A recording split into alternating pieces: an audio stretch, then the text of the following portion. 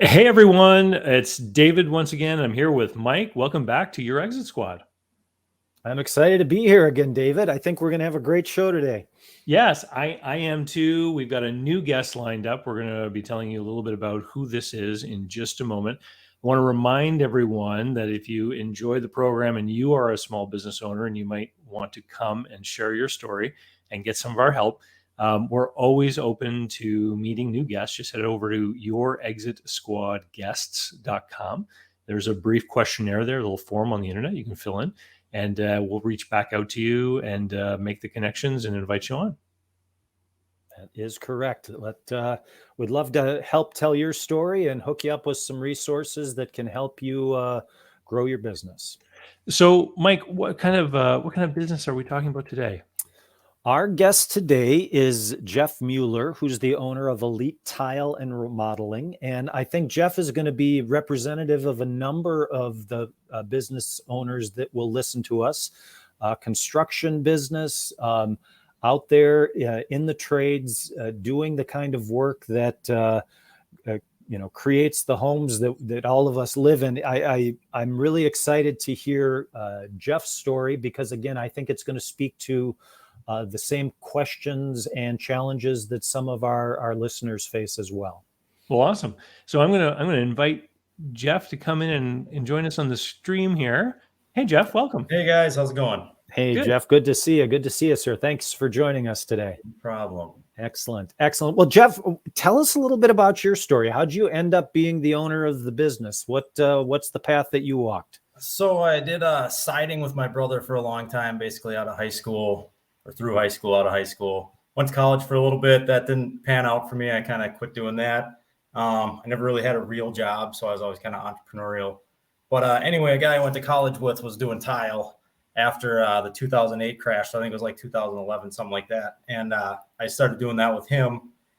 And then I realized that, all right, I like doing this. I could probably do this on my own. So me and another guy that were working for him split off and created a partnership and did that for a few years. And then we ended up splitting ways 2016. And I've been doing it on my own since then. So Okay.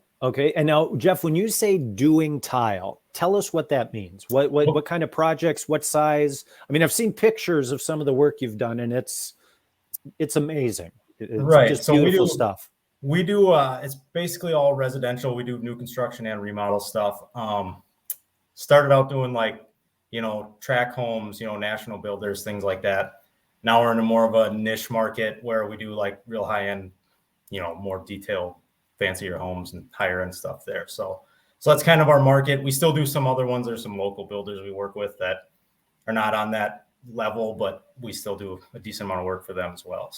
So this is anywhere in the home where there's tile application, Right. showers, kitchens, all of the above. Correct. Floors, showers, backsplashes are our thing mostly. So yeah. Yep. And how do you, at what point in someone's renovation or construction do you come in and how do you meet the ultimate customer? Is it that somebody goes and they pick out some tile they want installed and you get a referral, or do people seek you out first and get your feedback into what kind of tile they should be looking for? How does it work? So typically we work with a general contractor. I don't do a lot of stuff direct to homeowners. Sometimes we do, but typically it's a general contractor. They usually have a designer that picks all the tile out with the client and all that stuff. The contractor hires us basically to be their tile crew. And they basically send it on. I'll put out a bid for it. Sometimes I supply the tile for the project. Sometimes they do. So depending on who the builder is, that's basically how it works. And then we basically just set up a schedule install date, and we're in like the finishes stage, so we're towards the end of the project. So the house is, there's usually wood floor going on and painting and all that stuff. Those are the trades in there, but all the framing and all the mechanical stuff has been done prior. So. Sure. And Jeff, what's an average day like for you? For me, now it's changed a little bit because the office is taking more control of my time. But typically, when I was installing more, you wake up 5:30, 6 in the morning, get your tools together, make sure you got everything you need, head to the job site, work on site all day until, whenever you're done or whenever, you feel like going home. But anyway, now it's transitioned more. I have I have 6 other guys that subcontract through me.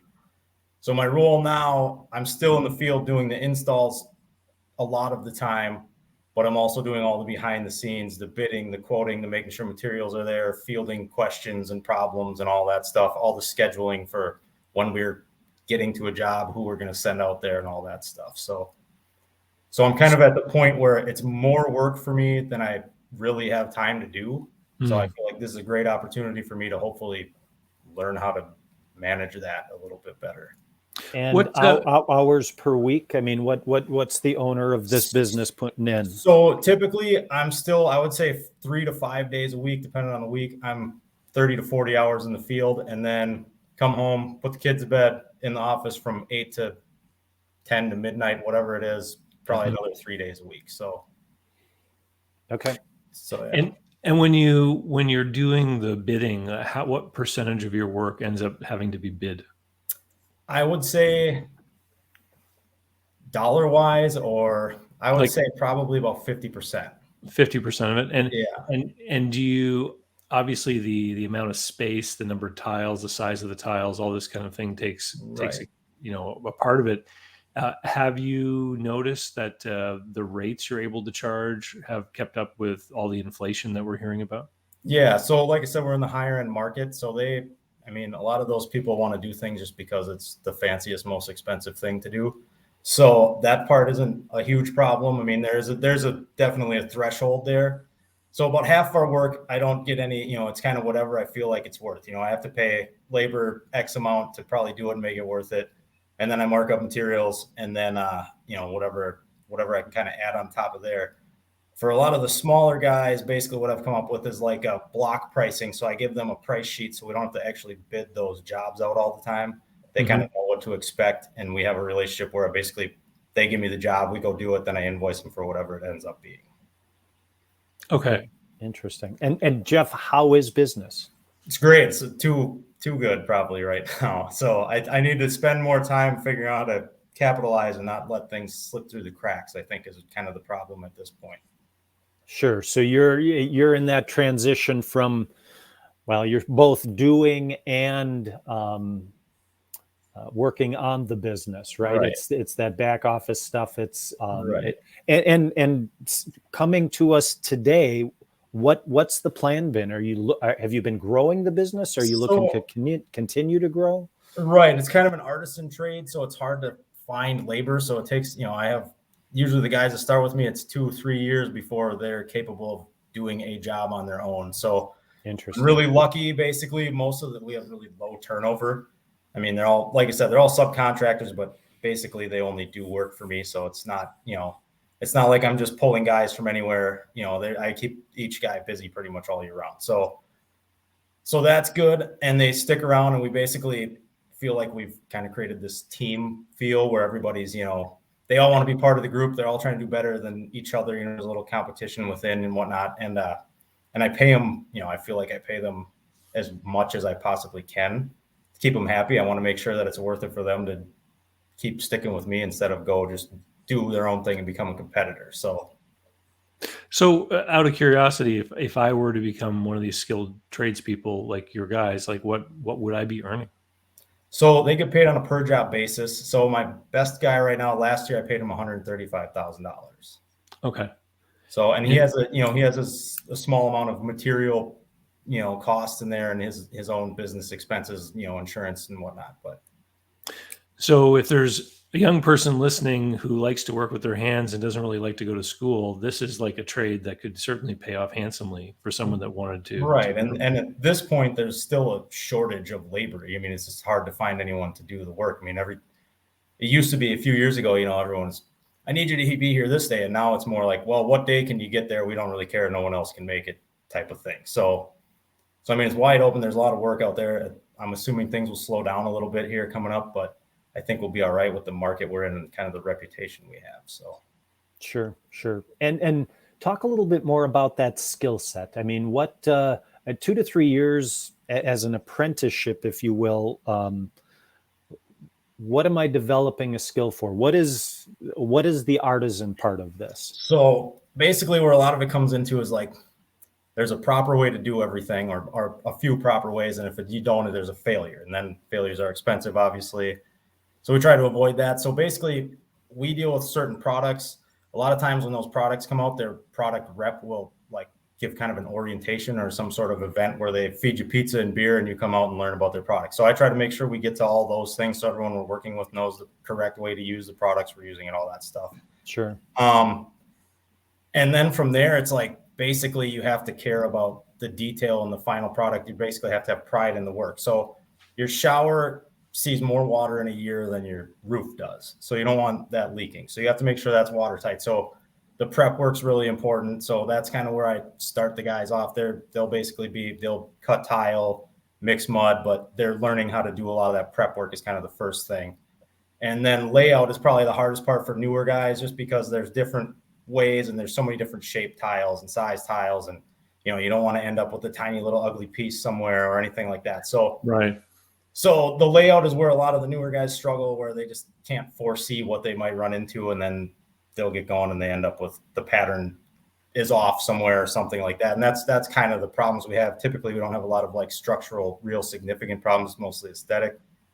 But, you know, and then there's little details like lippage. So basically you want everything flat. When you're prepping a wall, we shim out all the walls, plane down studs, do whatever. So the wall's perfectly flat before you start on the shower. And then you put your backer board up and all that stuff. And then when you're laying the tile, we use, you know, different, they're leveling clips basically, or things where when you feel the tile is super flat, there's no lippage, there's no corners sticking out, size of the grout lines, like all those little details basically is what makes for a pleasing, aesthetically pleasing product. And then a, you know, watertight sound shower basically. So this is a trade for someone who's patient. Right. You have to be patient, and you also have to be kind of a perfectionist, I would say. Okay. Interesting. And your competitors, Jeff, I mean, I'm really fascinated from a size perspective. Are you small for your competitors? Are you larger than size? I mean, where do you I would say I'm larger for my competitors in the residential field, especially. There's a few other companies out there probably have, like in the area, that have more employees and whatnot. But I would say the majority of residential tile installers are like one-man crew, maybe one guy with a helper. So it's a one guy show a lot of times. So the fact that we're running basically 4 crews all the time, I would say is a decent size for residential. And the commercial stuff, then you get a lot more, a lot of union stuff and like bigger companies with a lot more employees. But for residential in this area, I would say I'm, in the top 25% of size. This kind of reminds me a little bit of other businesses like hairdressing salons, for example, where you've got individuals who have certain skill sets, but at any given time, one of those people who's really good at what they do, they could decide to opt to just leave and go do their own thing. Correct. And I would imagine a lot of those one-man shows that you compete against, they at one point in their history were working for someone else. Right. And myself included. Yeah. So. Okay. That's really interesting, David. Yeah. I mean, Jeff, why do I work for you as a subcontractor instead of just doing it on my own? Because it strikes me that that's the growth trajectory, right? Right. You have to satisfy my needs. Why am I working for you instead of doing it myself? So the way I've tried to set it up is that so the subcontractors make almost as much money as they would on their own, but they don't have to bid jobs. They don't have to go look at jobs. They just have to show up and do the job, basically. Sure. So I've tried to develop the relationship with the builders and things like that. I feel like we have a really good relationship with them. A lot of that I feel like I've built on a personal level, kind of. So they trust us, they trust our quality. And at this point, there's a lot of people that are, just out there doing as fast as they can. They don't necessarily do a good job. That creates headaches down the road. Things don't go right. So we go in, we do a good job. They believe in our work. We show up when we say we're going to show up. Everybody's, fairly pleasant person. We don't have, we don't have anybody yelling at everybody on the job site or anything like that, So generally the contractors like us and trust our work and our value system, basically. So they want to keep using us. They know what they're going to get. That makes it easier to kind of say, hey, we need to get this much money to do this type of thing. So if you're a new guy starting out, you go out there and be, well, who are you? Well, whatever, and then they might not want to pay you top dollar just because you might be a liability at first until you earn their trust, I guess. Sure. Interesting. So, it sounds like a day of laying tile, I mean, you got to have focus, you got to have patience, you have a lot of concentration, you have to be skilled with your hands, know how to use the tools, etc. Right. So would you say who is getting the most out of this business? Is it you, or is it the guys that are working for you? Well, sometimes I think it's the guys that are working for me, to be honest with you. I'm trying to make it. Last year I had a pretty good year.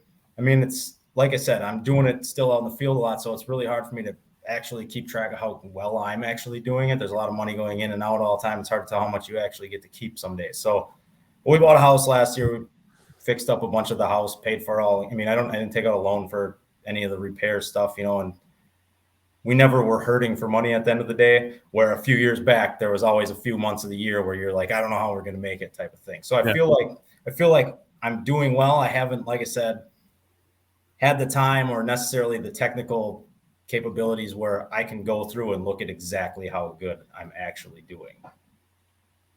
Okay. Sure. So interesting. So when you say you don't know exactly how well you're doing, are you saying that there could be some things that are not quite being recorded accurately in your books, that they're not really reflecting the true benefit of owning the business? Right. And then I feel like with this type of business, things get kind of put in a gray area once in a while. Your vehicle is paid through the business and your phone and all these things. And a lot of your expenses you try to absorb into the business so that it makes sense on tax time and all that stuff. So at the end of the day, I don't know exactly how many dollars I made that year, I guess. I could probably figure it out, but I haven't actually sat down to look at it. Sure. Okay. Sure.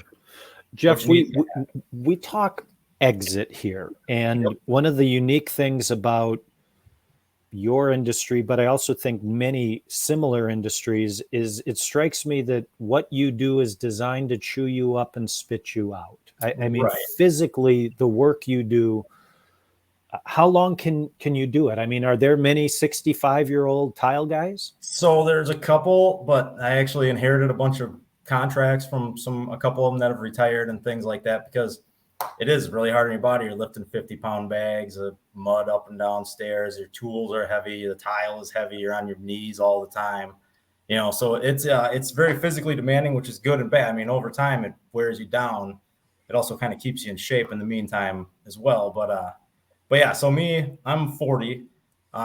Two of the other guys that work for me, I actually went to high school with. So they're like the same age. And we talked about it, like, we probably got 10 years of physically being able to do this left. So I would say at 50 years old, I mean, that's probably, you're looking to not have to do that anymore.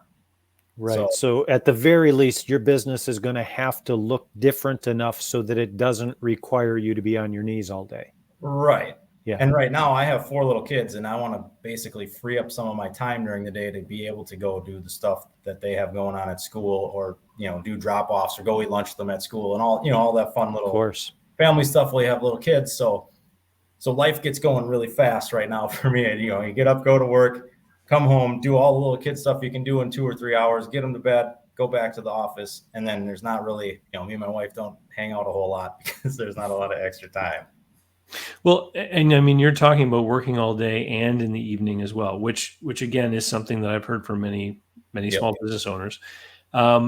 If you were going to have some kind of administrative employee, someone who could be doing office paperwork type stuff, do you think that you could afford that person right now, or would the business have to get bigger in order for you to add that? So I've actually been thinking about that lately, and I feel like we're too big to not have someone kind of in charge of that, but we're still too small to really support someone without it just being an added cost and not a benefit, I guess. So right now, like I said, we have there's basically 4 crews running. I feel like if we had 6, we'd probably be in a position where, at the margins kind of that we're at now, we'd probably be in a position where you could afford to hire someone basically just to do that part. But my goal is there's a little more flexibility with time when it comes to that part of it. So I guess I'm trying to take over that part, and that's kind of my goal for the next 6 months, is to try to get myself to only have to be in the field part of the time, not a full week. Basically, I want to take myself out of being in charge out of a specific job site, because right now I basically divvy up the job sites. You're going to this job, that's your project. This guy's going to this job, that's his project, and usually I'll take one, and that's my project. So I'm trying to keep myself away from being responsible for one of the projects and kind of maybe float around and do some things here or there and help it keep moving along, but not necessarily be in charge of the actual project where I need to be there every day. Sure, sure. Jeff, do you have a sense for how much you'd need to grow for you to be employed as the owner of this business instead of being working in the business? I don't know exactly. Like I know, like I said, probably 2 crews. I could probably step away from doing the installs if I had 2 more crews, but then I'm still going to be the guy that's running around doing all the behind the scenes stuff. So I don't know exactly where I have to end up to be able to actually just remove myself from having to physically do any of the work and just let the business run itself. Sure. And if you grew that big, is the market there? Right. And I don't know. And that's the other hard part, is it's hard to scale a business like this because it is kind of an artisan trade, and you're basically relying very heavily on the quality that your labor is putting out there. So if someone's not there to kind of nurture that all the time, I feel like that could easily fall apart. Absolutely. Do you ever cross paths or talk with some of the people who used to work for you who are now competitors?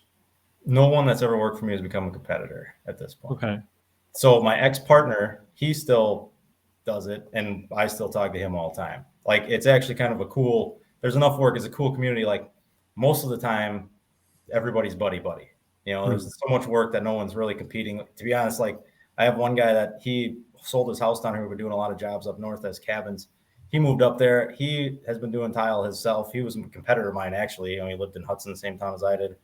But he just does all his work for me now. He actually went the other way. He went from doing it himself to just doing it for me at this point. Because he probably sees the advantage of not having to do all that administrative stuff that you're taking care of. Right. And then I have the opposite going on, where some of the guys that haven't had to do that before don't see the value in that. So it's like, well, how much are you actually taking, and not why, shouldn't we get paid a little more for this? I had to do this and that and other, that they don't understand the liability that goes into it and the amount of after hours time that goes on.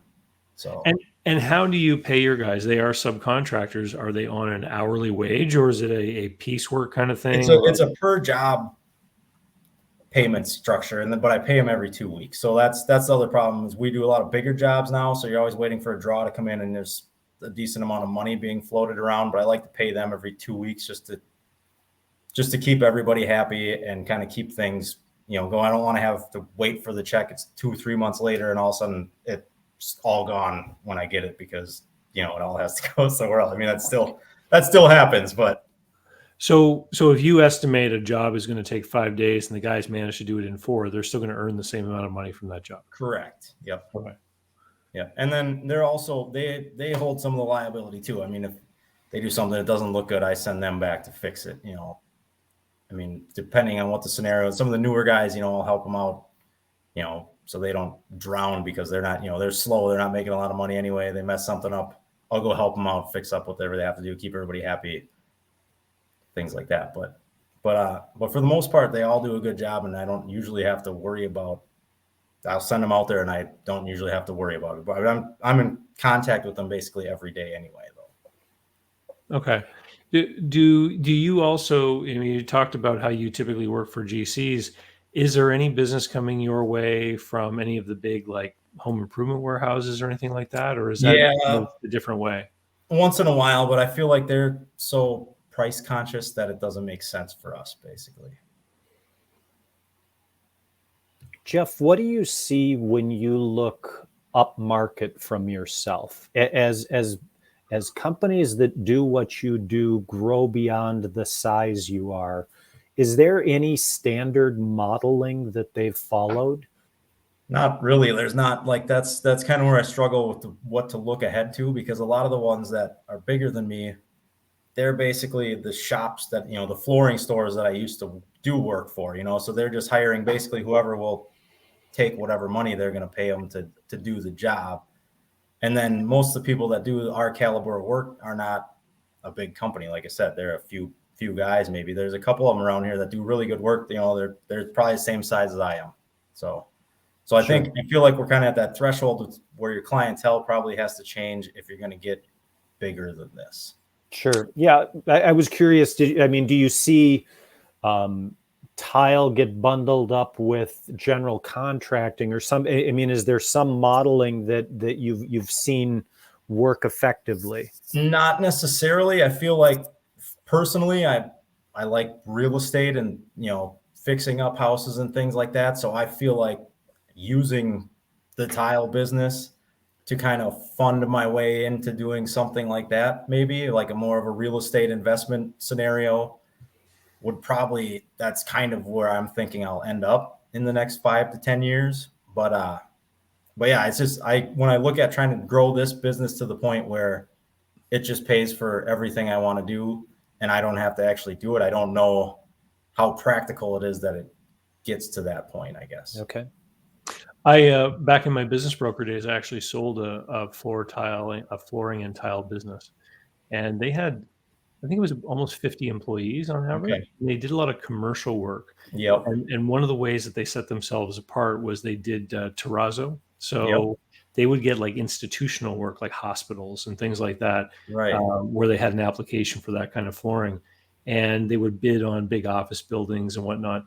And what was setting them apart and what allowed them to be able to get sort of higher rates for doing the work is that they were unionized, so they were able to go and do jobs on union sites. But then the liability and the bid bonds that they carried and everything, a lot of these big jobs, you have to have that kind of insurance in place in order to bid on it.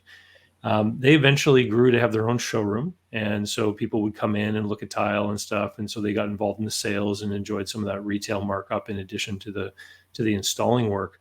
But I think that the way that they grew was by getting into the commercial space and by growing downstream into the retail showroom space. Those were the two Right. things that they did. Yeah, that would make sense. And I've worked on a couple commercial jobs. I guess personally, I don't like it, so that's probably why I've steered away from there. As far as the business goes, I think you're probably right. That's probably the way to actually, that's where you'd have to be to grow to that size. Jeff, talk more about the don't like it part. What's different about that commercial work?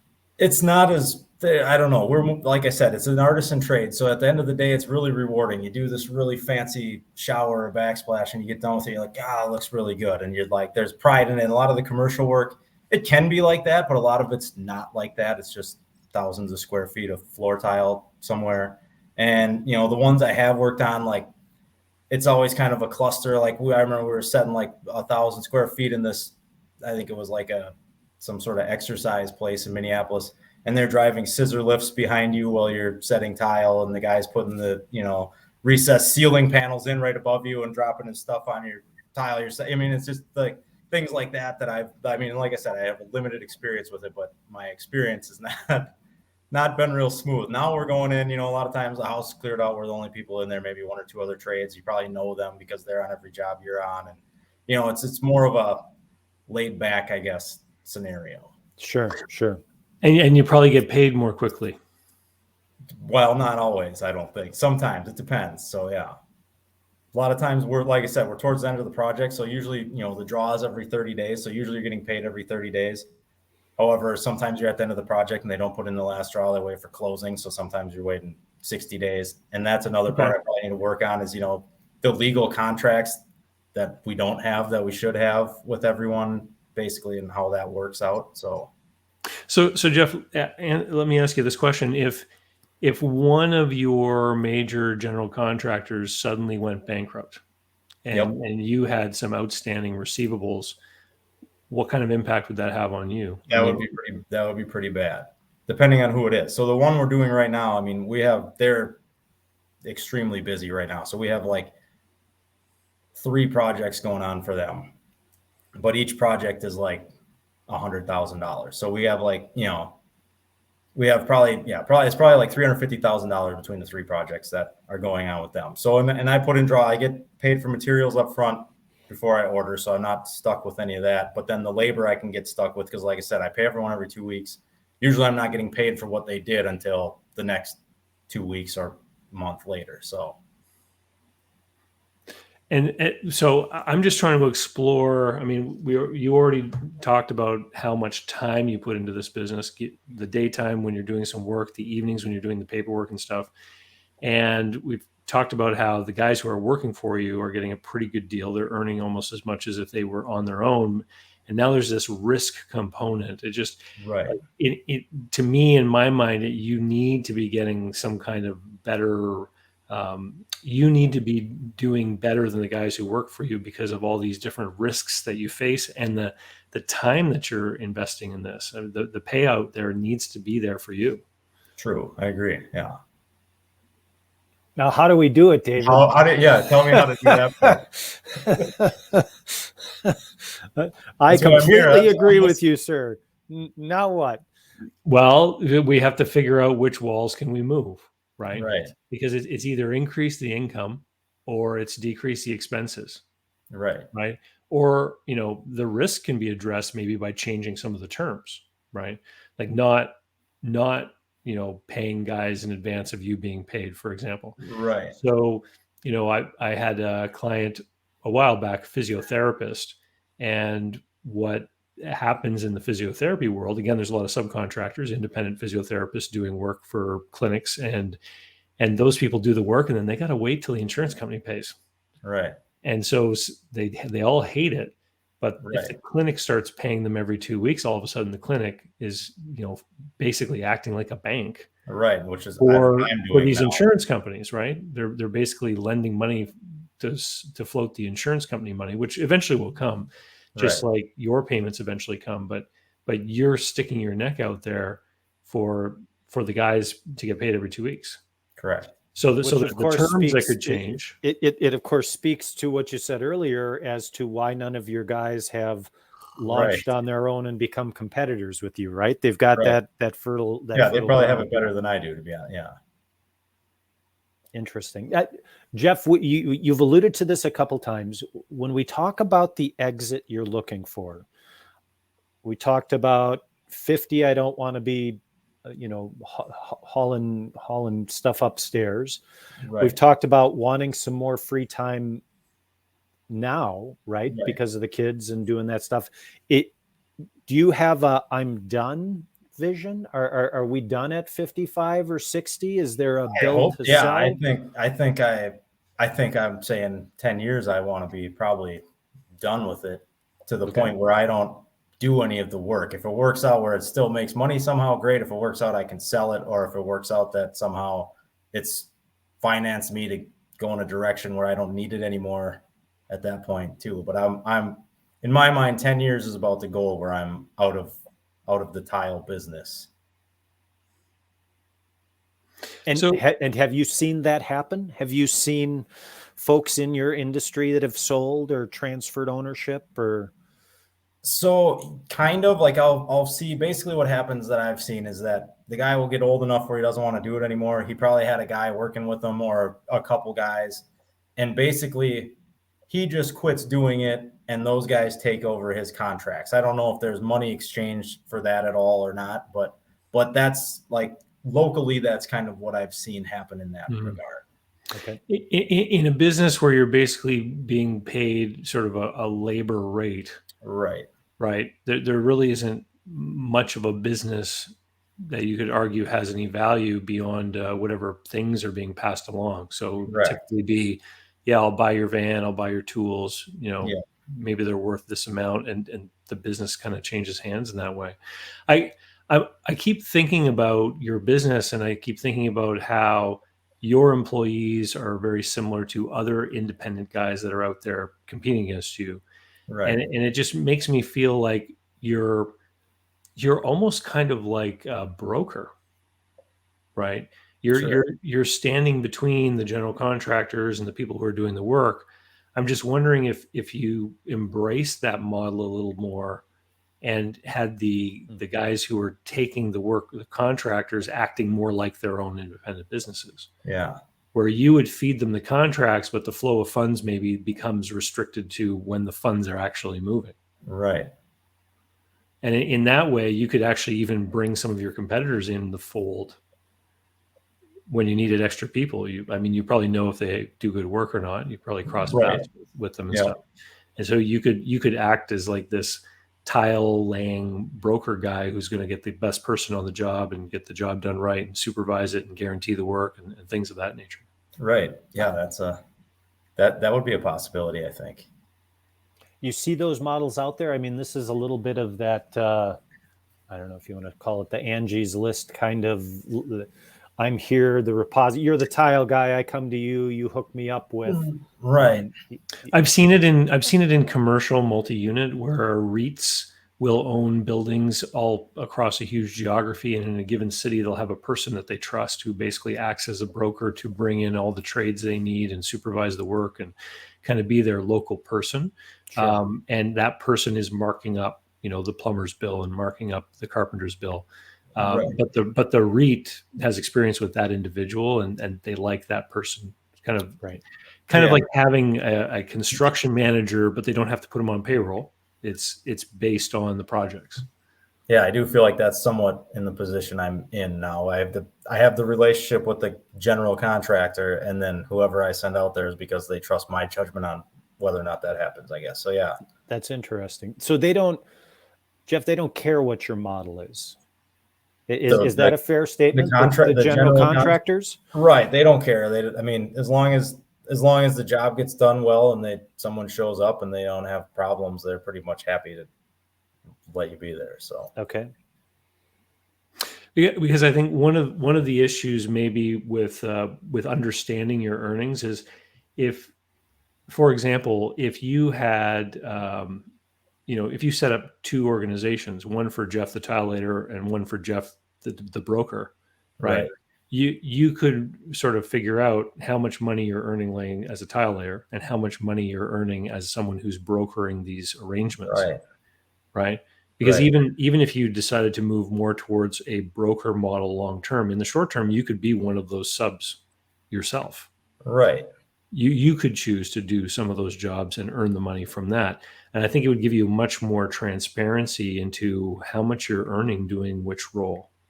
Yeah, I like that idea. This is, I've seen this a lot in many businesses where people will get started, making something, some kind of artisan product, the best beeswax in a certain area or whatever. And they're making it and they're distributing it and they're retailing it. And what they don't usually realize in the beginning is that as the manufacturer, they need a certain margin. And then as a distributor, they need a certain margin. And as a retailer, they need a certain margin. And when they break that down, they realize that they're not actually earning a fair amount of money for the work they're doing in all three of those levels. Right. Yep. And you've kind of got that thing going on here too, where you're acting as, you're acting as a tile laying contracting business, but you're also working in there. And at the end of the day, you feel like you're earning good money. You don't quite know for sure. Right. But we also know that you're really working two jobs. Right? You're working like 8 hours a week. Absolutely, yeah. Right? So, in my mind, that should mean that at the end of the day, you've got like 130 grand from your tile laying work, and you've got another 45 grand from your administrative management work. Right. Which it might be somewhere around there. I don't know. I'd have to, like I said, I have to find the time to look at that, I guess, and break it down. But yeah. Right. That modeling question, I think that question is really interesting, David, because I mean, when you start to look at the risks that you're embracing, Jeff, with what happens to the housing market, and I mean, we see these kinds of businesses come together and grow exponentially when, the roller coaster's going up and they reach the top and then they just explode. Right. And all your contractors go their separate ways, and now your tile guy is building houses up north, or they're doing what they need to survive, and then you start all back over again. Right. Yep. That sounds like a realistic scenario. Right. So where's the need? Let's talk about that. I mean, obviously with our model, what we look to do is hook an owner up with the resource that's going to speak directly. Now, I think there's obviously some financial analysis, some breakdown there, but we're also talking about service modeling and structure here, right? I mean, I think both those things are in play. Yeah.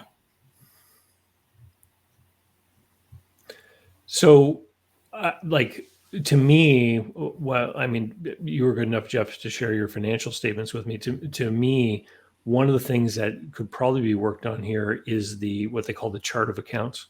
Mm-hmm. So the setup of what different revenue and cost of goods sold and expense lines that you have Yep. to better isolate both the earnings and the expenses from these different things. Like, so for example, in your statements, you have a line for the money that you're taking yourself. I would like to see that broken down, like for you to actually keep a timesheet of your own and take some figure that, would be appropriate for a tile laying wage.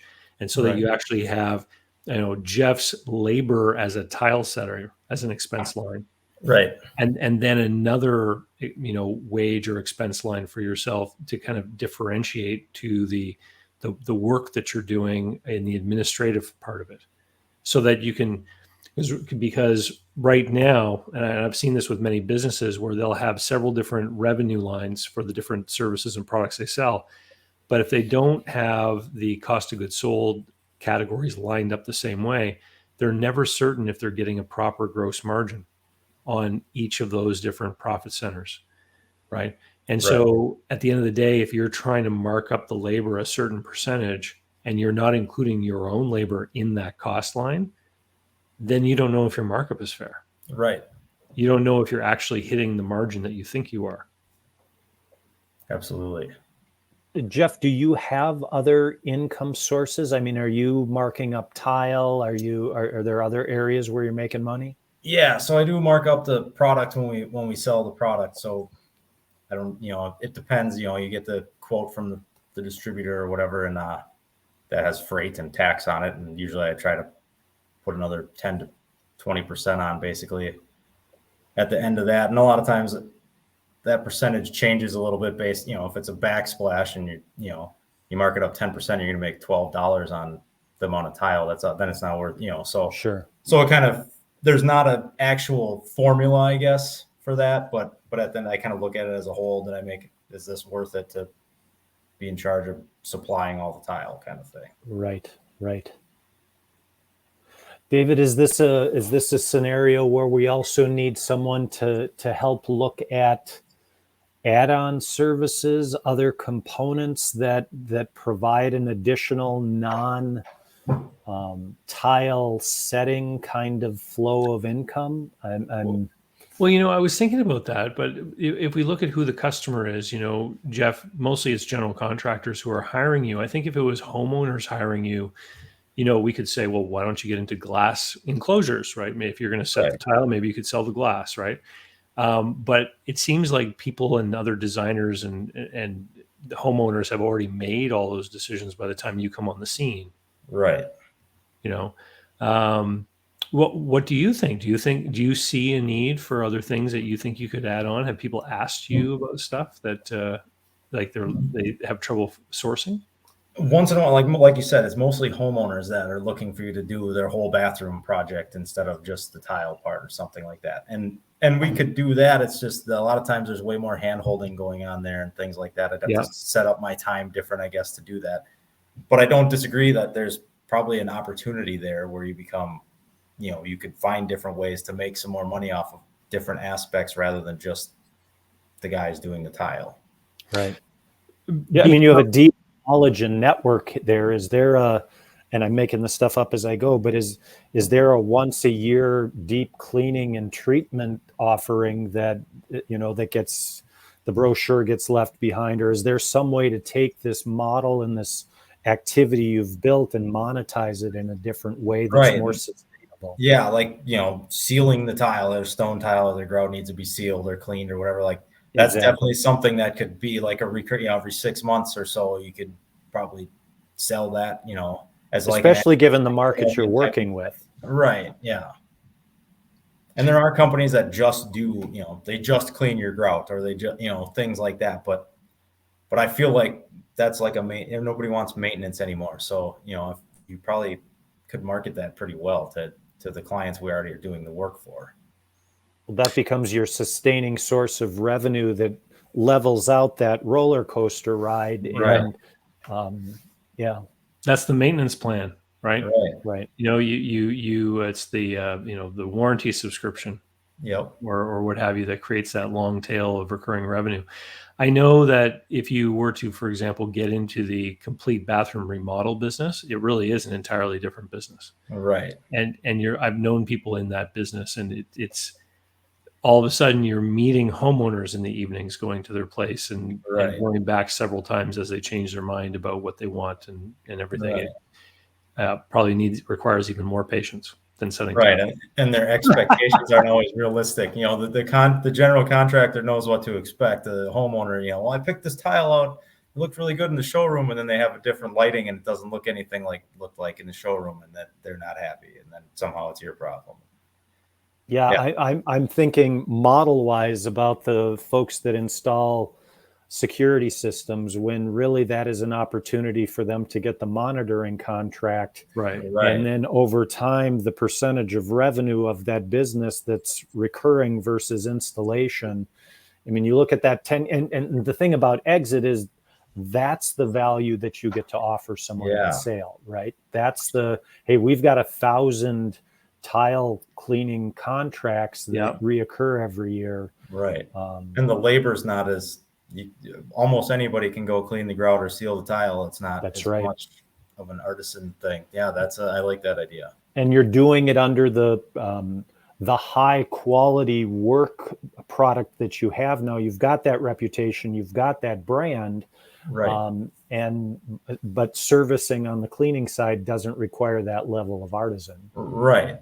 Yeah, you could have a higher turnover and it wouldn't be as big of a problem that way. That's right. Yeah. So just to be clear, the exit that we're talking about here is simply you not having to put down tiles.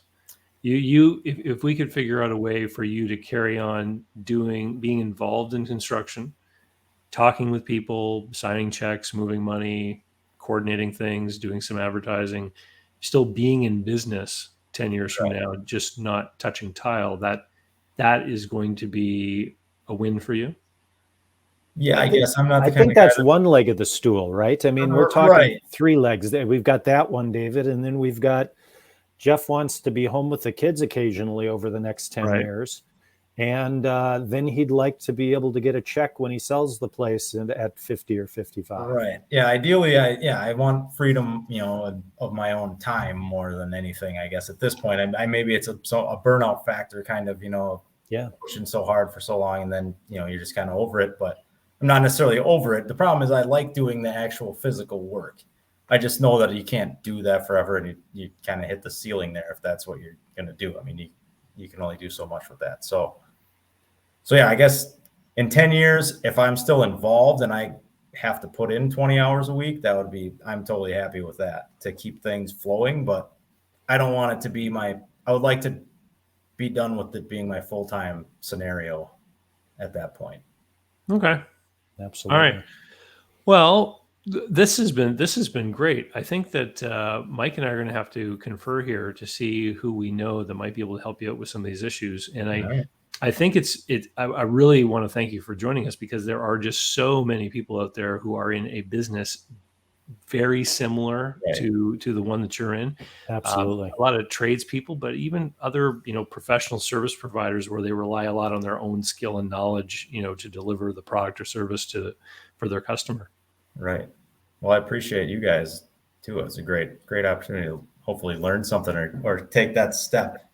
Absolutely. All right. Good stuff, Jeff. More to come. Sounds good. Thank you. We'll see you in just a little bit, Jeff. Sounds good. See ya. All right. So what do you think, Mike? It's such a great capture of the classic story, right? The technician who pursues independence, does fabulous work, and now finds himself, like so many of us, trapped in that place where that's the old phrase, right? I made this monster and now it's trying to eat me. Well, whenever someone thinks about growing a business, the first thing that you think of is, well, I need to do more sales, more work so that I can bring in more people. And just doing the same thing at a faster pace on a larger scale can sometimes lead you into this problem.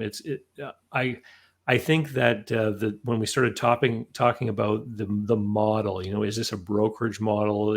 Are these guys in business for themselves really, or should they face more of the consequence and reality of being in business for themselves, kind of thing? Right. It really, to me, points to the fact that it can really pay off to plan out how you want to do this. Absolutely. I mean, in many ways, Jeff is a marketing funnel, right? He's bringing the jobs and flowing them out to the folks that are doing it. And I think it'd be interesting to see what this looks like if someone sits down with Jeff and they really look at what that model is. Is it the brokerage? Is it that? So I'm so thankful he came and talked, because like I said, it is the classic story. There are so many small business owners out there exactly in this position. Yeah. And I'll remind everyone again, if you're listening and you are a business owner and you'd like to come and share your story and get help from someone on our squad, just head on over to yourexitsquadguests.com. That's where you're going to find a sign up form. And if you've been listening to Jeff's story and you say, you know what, I've helped people like Jeff before, I know exactly what he needs, and I should be helping people like Jeff, then there's another forum up there for people who might want to be partners of the program, yourexitsquadpartners.com, where you can go in and fill in what your area of expertise is. People who work with small and medium-sized business owners across the spectrum of topics and skill sets and definite, who do we have? We've got people in accounting and legal and marketing, the whole gamut of different skilled people that work with business owners. That's right. They get to engage the owners we connect them with, and then they come back for another episode and talk about the work they did and the challenges and opportunities it created. Yeah. And for those of you who haven't already, head over to yourexitsquad.com, where you can sign up for this program so you never miss it, or tune in on your favorite podcasting app and listen to the audio version. And with that, we'll see you next week, and we'll be back either with another small business story or talking with one of our partners about work that's been happening on one of the businesses we've already met. Great stuff, David. All right. Have a good one, Mike. Take care. All right.